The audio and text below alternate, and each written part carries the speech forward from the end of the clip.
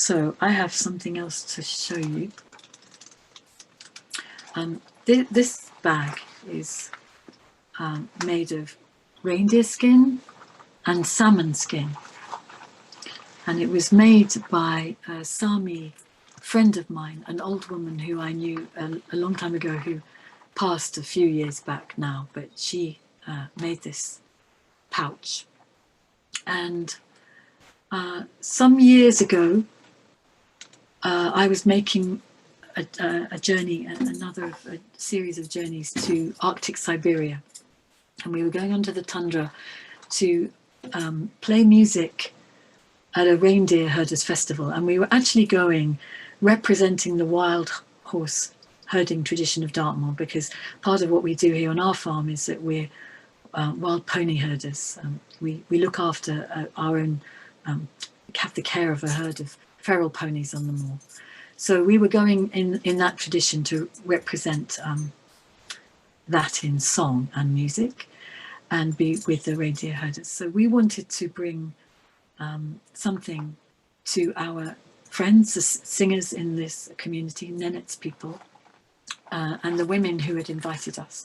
So my daughter and I decided that we were going to gather 13 river stones from our land here and put them in the pouch, because stone is really rare on the tundra. If you can imagine, of course, the bedrock is way below the permafrost and all the peat and all the mosses. So stones, rocks, boulders, river stones, there's nothing like that. There's no hard stone present on the tundra in that form. So to take stones from the river felt like a gift of a prayer that we could make. And then just before we left, we went to a gathering that was happening, and there were a couple of hundred people there, and we invited them to whisper or breathe prayers into the pouch of stones so that we could take all of that with us. And when we first arrived on the tundra that first night, we sat with our friend Nenet singer for her tribe, and we made a ritual, my daughter and myself and she, and we gave her the first stone, and we sang a song, a small song. And then the next day the festival was starting, and we were walking around the edges on the ice, and she came running with all her robe and her furs and all her beautiful Nenets costume, and another Nenets woman running behind her across the ice. And she said, "This woman needs a stone." So we did the ceremony again with that woman.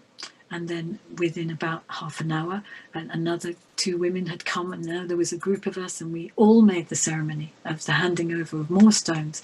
And this carried on through the next couple of days. We ended up with the 12th stone. We were doing a concert with our Nenets friends, and we had all squashed in, a whole bunch of women, into a storeroom behind the stage.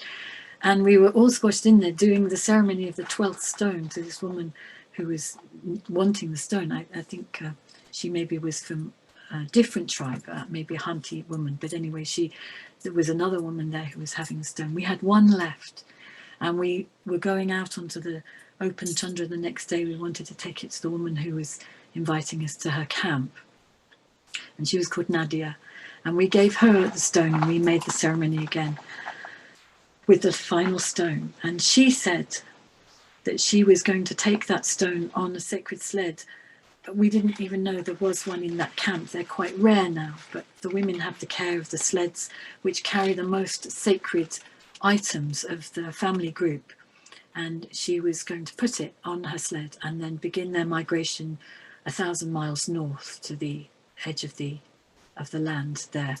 But she was carrying it with a lament, because that year was the first year they had the mass death of reindeer because of climate change moving so swiftly into the landscape and creating this melting and freezing phenomenon that they were not used to, and made this layer of ice that the reindeer couldn't get through. So they were starving all over the tundra. So this was a big honouring of what we had given her, that she was wanting to make it as part of her tundra prayer.